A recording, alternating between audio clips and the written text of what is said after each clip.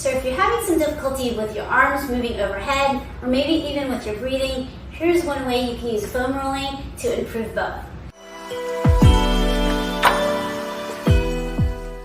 So you're going to take your roller, lay it on your side, and right underneath your armpit, you're going to place your hand there, and you're going to lie right underneath your hand.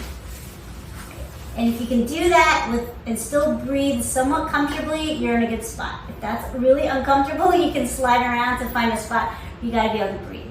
So first, we're going to focus on moving up and down. So take your top leg and push yourself up and back down. And then tie it to your breath. Inhale through your nose, go up, and exhale, come down. And we just did it 3 to 5 times. We're just going to do 3 for the sake of time, and then come back down. Now, as you hold this position, you can actually also reach forward. So reach your hand forward from your shoulder blade, and then bring it back. Breathe in as you go back, and exhale, reach forward.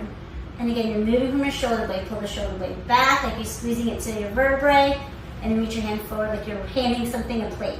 And then bring it back one more time. Breathe in, and then back. And then one more great movement that helps. Sweep that arm overhead. So reach up and breathe in.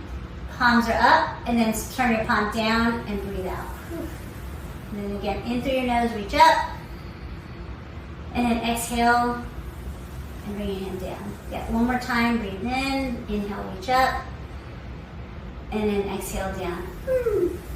And then slowly, remember you gotta do both sides, and see how it affects both your arm movement and your breathing.